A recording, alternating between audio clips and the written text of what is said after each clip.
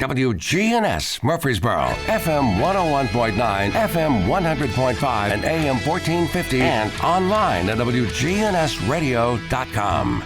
This is the WGNS Action Line. On today's show, we have a special guest host, retired Rutherford County Sheriff Truman Jones. Sheriff Jones interviews Oakland High School football coach Kevin Creasy.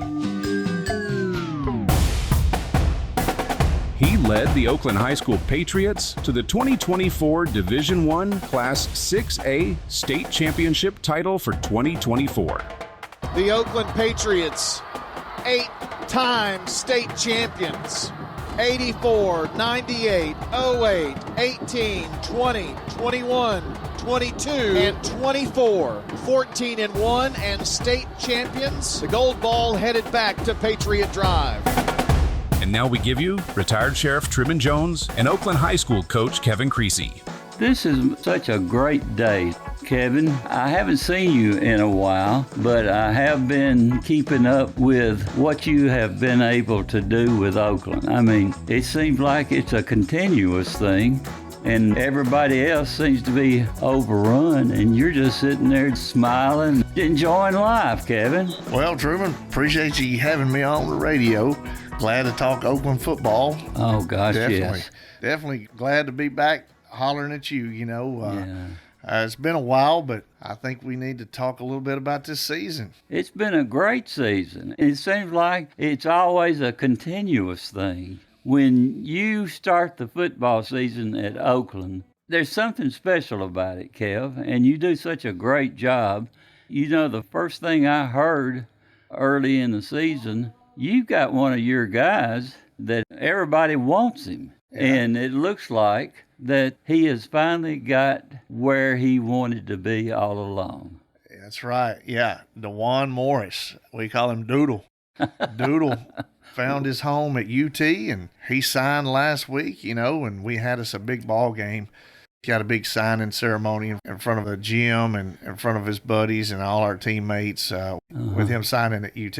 He's a big fan of UT and grew up wanting to play at UT, so it's good to keep in-state talent around. I've got on orange today. That's right. I noticed that. I'm not happy because they are sending Tennessee to Ohio State. Now, why in the world would that happen? I don't know. That's not good. That's a tough place to win, and I was hoping UT could host a game, but yeah. Now if they win, I hear that Tennessee will be heading to the Rose Bowl and play Oregon. Is that right? That's correct. And I'm hoping that once they get on that field, there's going to be a different situation right there. Well, I sure hope Tennessee makes it to the Rose Bowl. Now, I'll say this. About 25 years ago, Tennessee had a great team. They'd just come off a national championship. They were playing LSU in the SEC championship, and they had a chance to go to the Rose Bowl. Mm-hmm. And I was single but broke, but me and my buddy, we done made a promise. We're going to the Rose Bowl. This is historic. SEC teams never go to the Rose Bowl.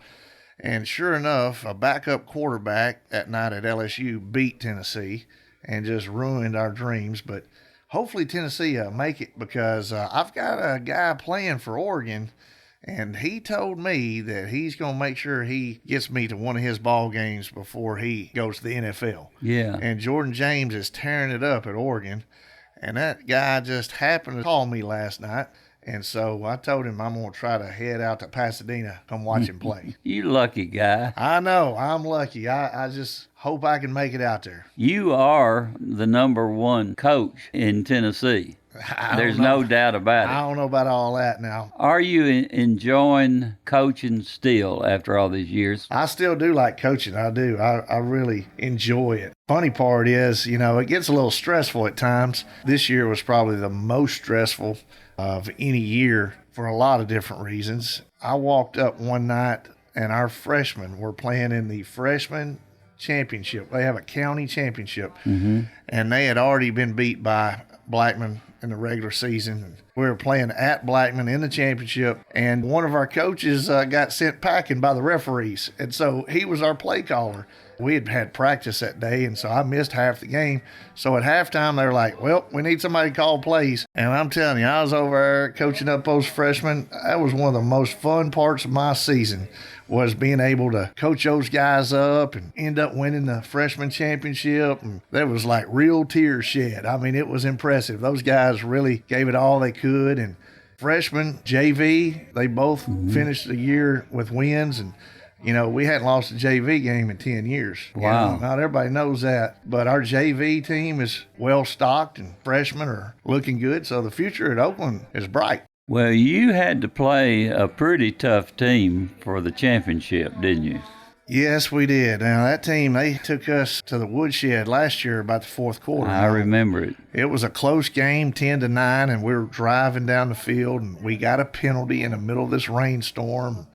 Everybody's soaking wet, freezing to death. The other team, Houston, they were going through the same thing, so we can't really use that as an excuse. They played in the same elements, but, they fumbled 6 times, and they got on it all 6 times.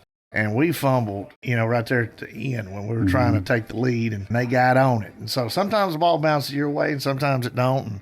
And so they beat us in the fourth quarter, so we knew all about those guys. They were big. Really good opponent. Yeah. They're tough, athletic, got great facilities, take care of their coaches. They like winning over there. And so for them to make it right back tells you a little something about Houston. You've enjoyed football. You've enjoyed coaching. And it seems like every year you have a team that gets better and better as the season goes on. I've just thoroughly enjoyed the teams that you have had and been able to continue to grow.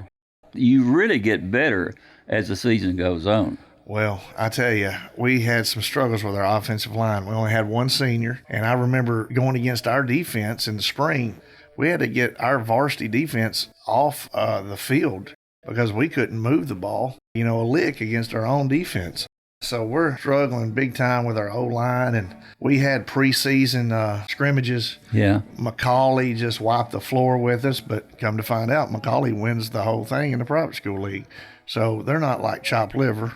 And then we played a good Lipscomb team, and then we turned right back around, and we played Montgomery Bell Academy, and so we did a little bit better. And then we played Macon County in a jamboree at our place. A lot of people were like, what in the world, you in Macon County? Well, Macon County just happened to win the state championship in 4A. So, we're like, we did pretty good against Macon County and got a little bit better every week. And, I think the credit is to our assistant coaches. Our assistant coaches, man, they work. Those guys, they work them hard. On both sides of the ball, I felt like we got better every single week because we weren't very good at the beginning of the year, but we worked ourselves into a good team by the end of the year. Could you see it coming, the growth and how your team would continue to be very successful? Well, we came back after fall break, and boy, we needed fall break. We finally were smart enough where we didn't have a game on fall break, so we just took 5 days off, and we needed kind of recharged. And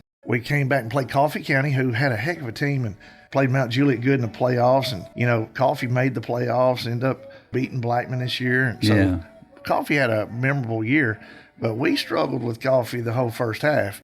And so people were a little disgruntled. And I said then, I was like, I'll just tell you this. We got Ravenwood, Riverdale to end the season. Then we got the playoffs. I said, we could lose every one of those. We could get out of the playoffs in the first round. We could get beat, or we could end up winning every one of them. I said, this team, they're on a mission, but I don't know if they realize their potential. We very easily could get beat in the first round, or we could turn this thing around and we could win every one of them. And boy, I tell you, we had a heck of a game in the rain against Riverdale. They led most of the game, and we came from behind. Right before that, Ravenwood, we were up 17-0 on Ravenwood. I think it was 17. We were going to score. Yeah. We were about to put it away, in the first half, about to go 21-0, and we fumbled and threw it to a tight end that didn't get a lot of passes. So he didn't know how to tuck that thing away, and they caused a fumble. And next thing you know, we're in overtime with Ravenwood. End up 2-point conversion. They throw one over there in the corner and can't really see if he trapped it, if it skipped. I couldn't really tell. Some of their coaches even said that it did skip, but the referee said it was good, so there ain't nothing you can do about it. So we lost by a point to Ravenwood, who we thought we might see week 15 in the state championship, but they got beat by Houston. Yeah. So, that kind of got our attention a little bit, and our guys, we let them know, if you play this many close games, you're eventually going to lose one. Yeah. And since that moment, they fought back, and I think we had been behind in 8 games this year. That's rare for you. We weren't used to being behind, but to our players' credit, they never faltered. They never did all that finger pointing that some teams do. We didn't have any come aparts at halftime or anything like that. We just went in there and coached them up as good as we could, and to their credit, they were made out of the right stuff, and they just kept fighting and kept fighting. And every single game, they fought back and came from behind. And in the playoffs, played Lebanon, who we've played several times in the playoffs. Lebanon always has a history of playing Oakland really good. And they took it to the 1-inch line to start the game. And we held them on 4th down. Well, the ironic That's some good defense right there. The ironic part is Coach Watson had that defense ready. The very next week, Mount Juliet did the same thing, and we stopped them. Yeah. And then in the state championship, you saw Houston. They got down to our 1-inch line, and we stopped them. So it was like a team of destiny. Things just went our way. We had all this stuff go against us at the beginning of the year. One of our best players blew his ACL out. Well, guess what? He waited to have ACL surgery for a chance to build his strength back up in his knee, put a brace on, and play. And that sucker played with a torn ACL half the year. We had a separated shoulder by our best linebacker. Well, not only did he keep playing linebacker, but he kept playing H-back for us. We had a high ankle sprain by Doodle, the one that's going to UT, on the first play of the season. The first play of the season. He was never the same until the playoffs. T.T. Hill broke his arm, had surgery. Could have called it quits, but fought to get back just in time for the state championship and ended up scoring 2 touchdowns in the state championship game. We've had so many injuries go against us. A neck injury that had to have, fused back together. And unfortunately, that kid, he may never play football again, but that sucker never missed a practice. He was out there with us. And so with all these guys dropping out like flies and getting hurt, they all rallied together and got back just in time for a playoff run. That's pretty special, isn't it? Oh, it made the winning that much more sweet. People talk about this generation bad. They talk bad about these teenagers and stuff and how they're all selfish and they're all motivated by individual goals and individual aspirations. But to have a bunch of teenagers that are supposed to be spoiled rotten instead come together as a team and not worry about their injuries and fight through the pain of what they went through and keep working, that made it that much more special whenever it was time to hoist that trophy up. I've seen it so many times. It's the thought process in these guys where they're ready to go. When they get out on that field, they're ready to do everything. They want to win. They don't want to lose. I've played with guys like that. It's amazing. They're just so special. It is a mindset, and that's the thing about it. I look at our defensive line and stuff, and they're real small, and we don't have but 2 players that are over 215 on our defense. Our defense is a bunch of skinny guys running around making tackles, but you look at it and you're like, man, these guys, they're not the biggest, they're not the strongest, they're not the fastest, but man, they are mentally and physically tough. And boy, I could go to war with some guys like that. Yeah, and you would be in a process like last year. Last year, you guys had a great team, but good night, you were playing a team. They were huge. They were enormous. I don't know how you were able to do it. To me, I play against teams that are large and they're strong, and they're going to get out there and they're going to completely. They feel like that they can overtake anybody once they get on that field. Yep, that's right. And Houston, they had about 7 starters back on defense and 6 starters back on offense, so they were a bunch of juniors. And we had a really good junior class last year that are seniors this year. So we were happy with our senior class to get some redemption on Houston. I see a lot of changes going on compared to what it used to be. And your guys are looking they should be going over to Knoxville. And you can see that it makes Tennessee a better school because they're out there to give it all that they've got once they get on that field. That's right. Yeah, we got a few guys that are going to go play at the next level. And, I think Tennessee has come back around and started doing a good job of recruiting our area. They're changing. I've been here 10 years. I haven't had a single kid sign at UT. But at the same time, if you look around this year, I had a D lineman start at Purdue. Mm-hmm. I had a cornerback start at Oklahoma. Yeah. A wide receiver start at Miami. A running back starting at Oregon. When you have those guys starting for other schools, it gets everybody else's attention. It's like, hey, they're doing something right here because Oakland doesn't just send kids to college. They send kids to college that start, that play, that contribute, that stay in school, that do what they're supposed to in the classroom. They do what they're supposed to in the weight room. And eventually, you're going to see some Oakland people on the NFL roster. Oregon. You almost never heard of them until the last couple of years. Right. And now they're one of the top teams in the country. They are. And Jordan James is doing a great job for them. He split time with a guy that's in the NFL right now last year, but Jordan led the whole conference in yards per carry last year. Wow. And so now that guy the other guy went to the NFL. So Jordan's the main man. So the offense runs through him, and man, he's as good as they get. Tennessee. Let's talk a little bit about them. I don't know where Oregon is.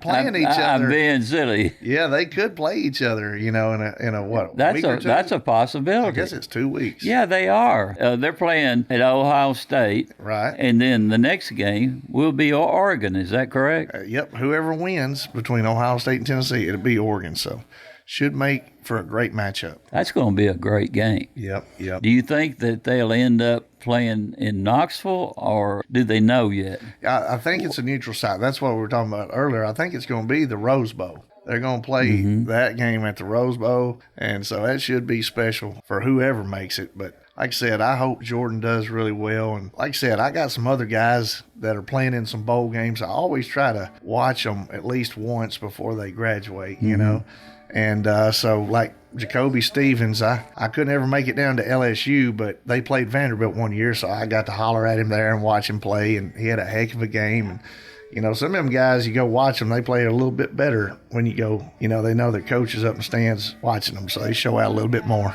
That's what I was going to ask you. They really want you to be there, don't they? They do. And, I was supposed to go to during our fall break, I was supposed to go to the Ohio State versus Oregon game. And, Oregon won last second. Might have been a field goal or something.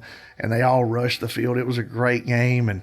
And sure enough, I had one of my assistants. I told him, I was like, you just go. You take the tickets, and I'll go one of these days. And sure enough, he got to go and see one of the best games in Oregon history, and got to be touring the whole campus and got to go in places most people don't get to go. And Jordan took care of him, so I should have went. But now, if there's a chance, I might just head out to Pasadena. Are you going to stay up there? Yeah, I'm going to check out the climate and see if it's worth, maybe watch a New Year's Day parade. Who knows? Oh, yeah, that'd be great. That'd be good, wouldn't it? Maybe I can do it. Long road trip. I better check on flights first. You have been coaching how long now? I've been coaching 28 years. Good night. Yeah. When are you going to take that next step up? Well, come on, Kev. You talking about the Titans? The Titans, I was just around those people. No. They didn't even ask me anything about it the other day. I was in their facility. A Mr. Football Award was this week, and Craig Tutt was nominated, so we went up there, and yeah, they didn't even ask me nothing about it. I don't know. I'm kind of happy where I'm at right now. You're one of these coaches that if you wanted to, you could take another step up. I think that's very important.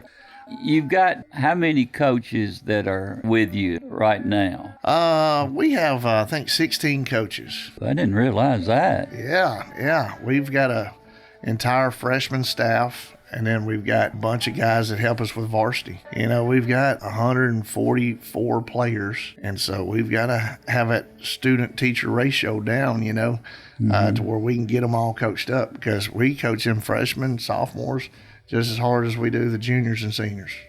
I don't think many people realize that you have that many players and that many coaches. We have a great freshman class, and they're going to be real special. Yeah. So we just keep those guys together and keep them from going to other schools. That would be plan A, and then plan B would we'll coach them up, get them bigger and stronger, and they should be great their senior year. I can remember the days when we played. We didn't even have anything close to the numbers that you have. You work hard, and I know you're looking at them all the time. I know how that is. Yep. Every once in a while, you get special players, don't you? They can do almost anything, play for any team in the country. Sometimes they make it easy on us, you got a guy like Craig Tutt, he's just a junior. You got a guy like him, he makes you look real smart as a coach because he played every snap of defense, and then he'd come over and play some offense, and he barely even practices offense, and he's just a natural and just makes us look real smart when you throw him a screen from the 10-yard line and he goes 90 yards on Maryville to the house. That makes us look real smart. You've got a number of schools that are private schools, like NBA and some of those teams that have been good for many, many years. Is it hard to reach out and get your players playing against teams like that they don't see that many times? Yeah, ultimately, I think that there's some really good private schools in the Middle Tennessee area. I love what they do at NBA. They've been playing football for over 100 years. We scrimmage them every year. They're tough kids, well coached. And then, you look and you got a CPA, that just won it this year too. We're working on playing them next year. We may have them in a regular season like we did a few years ago. And we had 2 great games with them a couple years ago where we played them in the regular season. So we may play a team like CPA. It's got a lot of winning tradition too. And, our guys understand that they are able to kind of draw people from different parts of the state, different counties. So a lot of times you're kind of playing some of the best talent around. And some of those private schools, they're kind of like all-star teams, And they certainly got great coaches, great facilities. You got to step your game up whenever you're playing on that level. And biggest thing is it's a non-region game, so it doesn't count against you. As long as you don't get hurt or something, you'll get better playing that league, that private school league, because, man, they do a lot of things the right way. And ultimately, you want to kind of give the fans what they want too. A match up with those guys, that's what the fans dream of. We're looking at playing, hopefully, CPA this year and turning right back around and playing Pearl Cone, who's had a heck of a run, in one of the best metro schools that's out there. Yeah. Pearl has always been a very competitive school. Look, every year at the track championships, they win the track championship. It seems like every year.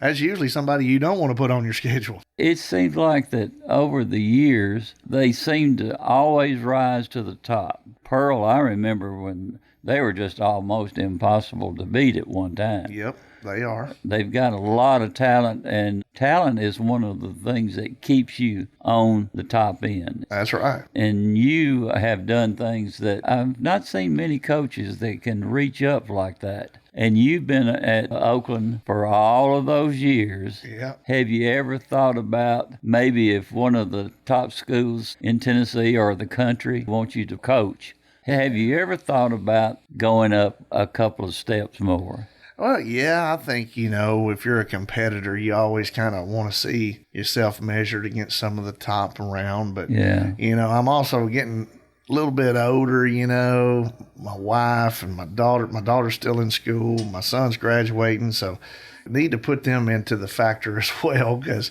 they've sacrificed over all these years, to let me go wherever and coach football. So definitely got to keep them into consideration whenever you're making decisions like that. And I think it'd be fun to coach at one of the top schools in the nation. I think Oakland is definitely in the conversation of, the top 50 schools in the nation always. And of course, college would be pretty fun to coach at, stuff like that. So, I think it'd be fun to kind of go back a couple notches too. And just, like I said, those freshman and JV games are part of my funnest memories.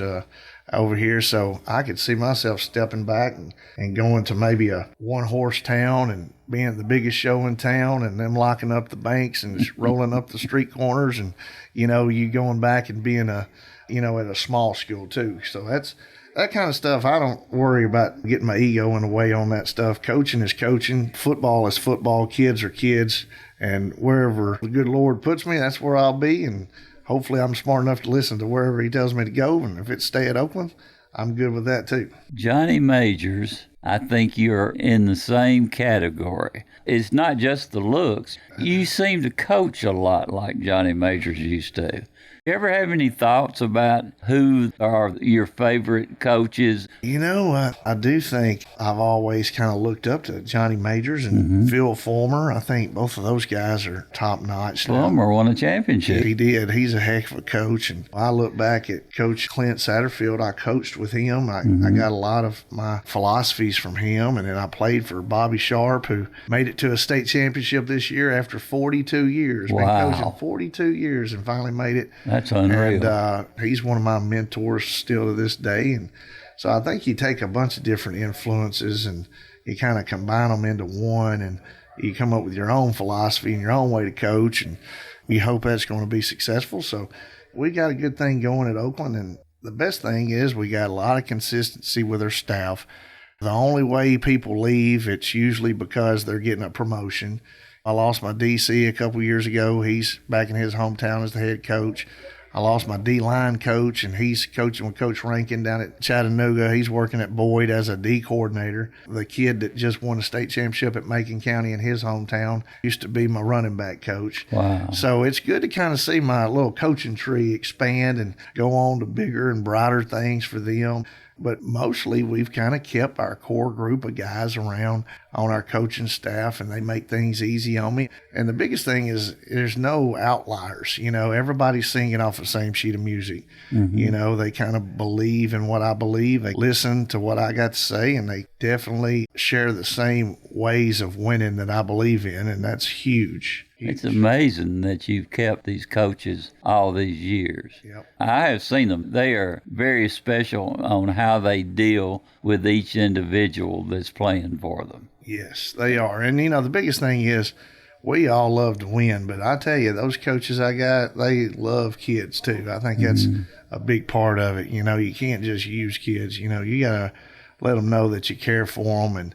And my coaches, they do a good job of, sometimes they may be the only male figure that they see that day, so they're going to expect to treat them like they do their own kid, and they might have to run them home, and, that's kind of frowned upon nowadays, loading up kids in your car and taking them home. But at the same time, they'll usually pull into Sonic and give them something to eat because it may be the last time they get a chance to eat something that night.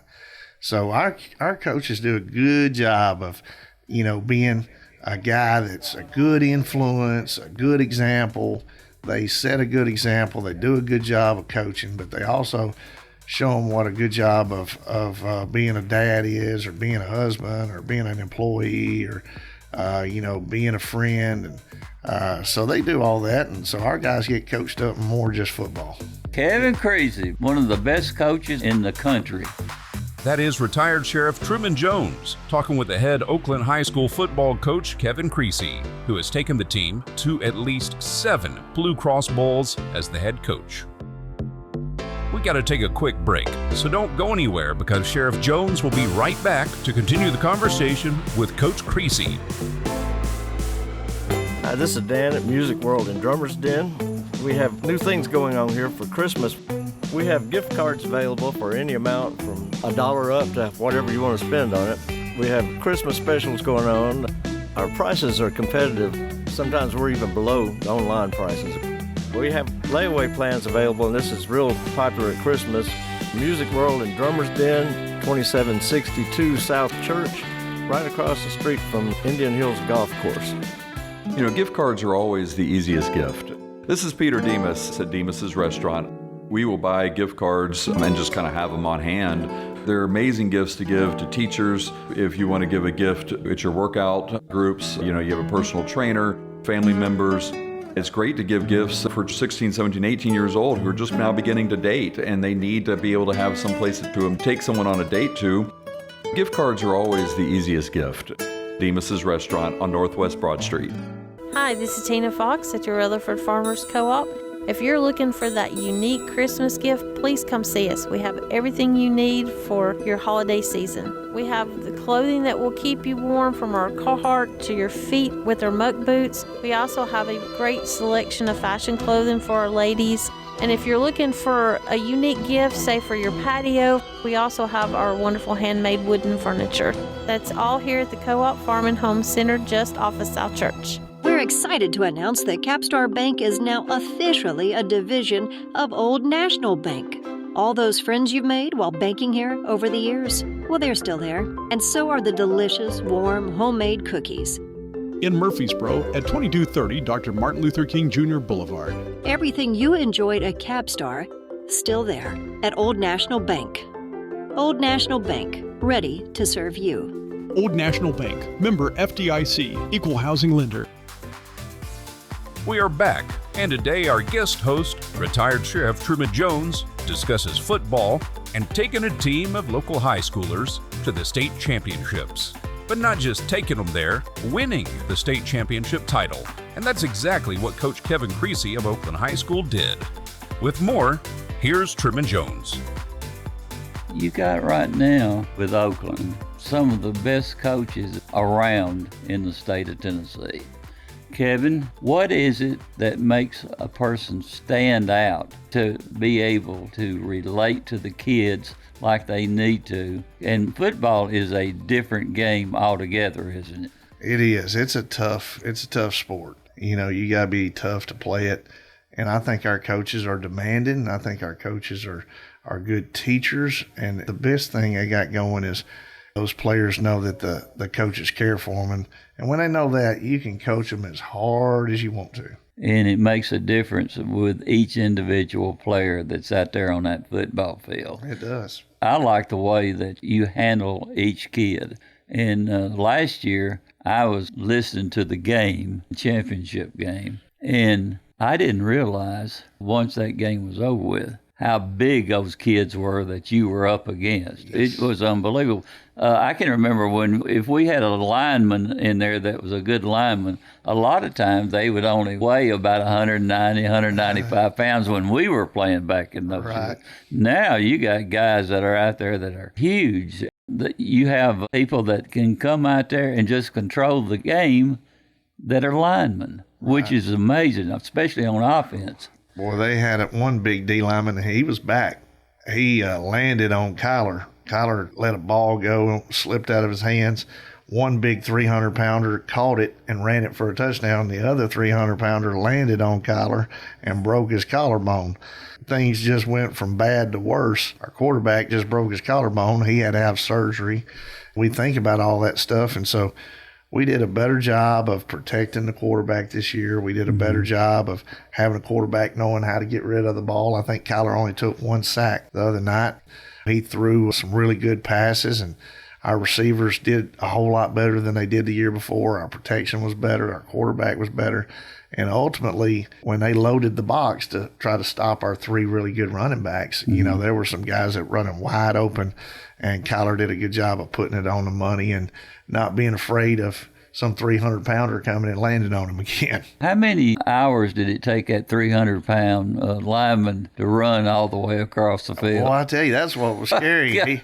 He ran really fast, and I was like, well, I'm glad he doesn't play offense, because he ran like he knew what he was doing with the ball in his hands. So it didn't take him long to score, and luckily this year their defense didn't score any. Do you concentrate more on defense or offense now? I'm mostly on offense now. And like I said, we got a good guy, David Watson. Yeah. He played at Oakland. He played at MTSU. He does our defense for us. He does a great job. Does he completely control the game on defense? He does. He's the head coach of the defense, so he does a good job. And boy, he's got some good assistants too. When you've got size and you've got speed, that makes a big difference in your football, doesn't it? It does. There's a reason. It kind of upsets me sometimes when I want a guy to get recruited by a school, but he's 2 inches too short and stuff like that. But then you look at it, you understand, you really do understand why they need a guy that's got not just speed, but got size. And there's nothing you can do in a weight room to grow 3 inches, you know. Ultimately, it's either God-given or not. You're either tall or you're not.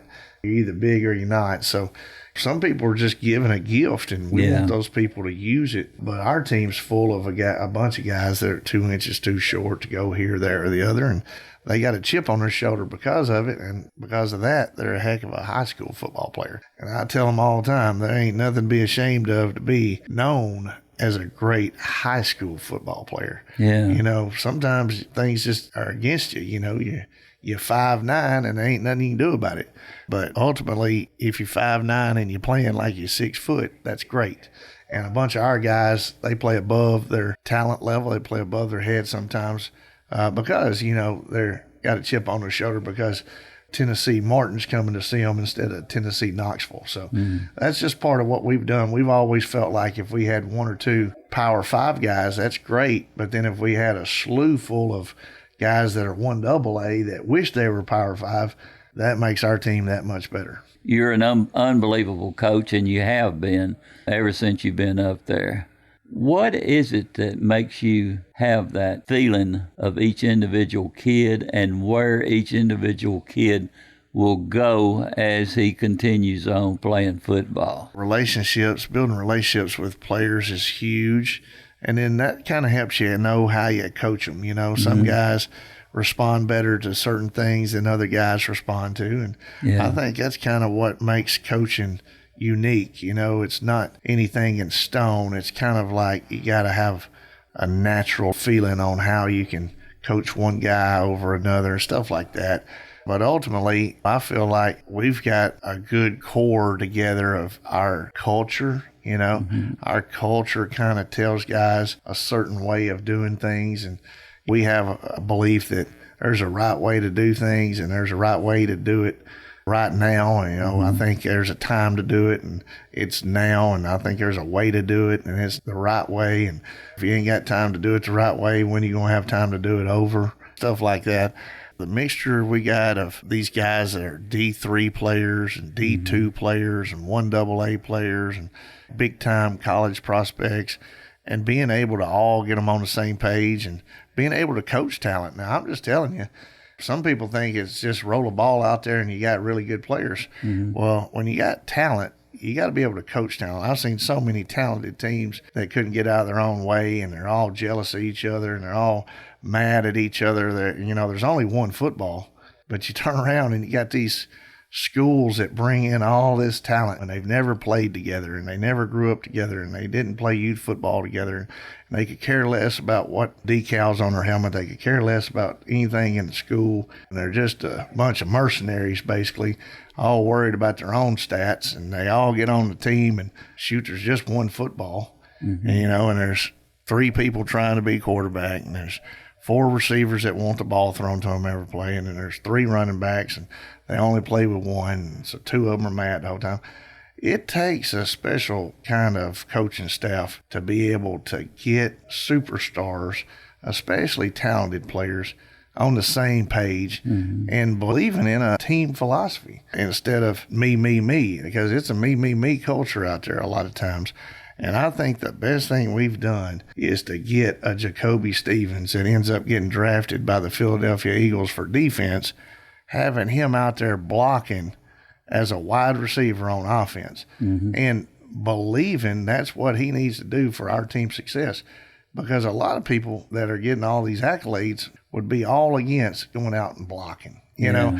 And so getting somebody like Woody Washington, who's started 4 years now at Oklahoma as a defensive back, and have him run out there at receiver. And, you know, he makes tremendous plays for us as a receiver. But when he doesn't get the ball, he's out there blocking for guys that he went to middle school with. I think that's huge.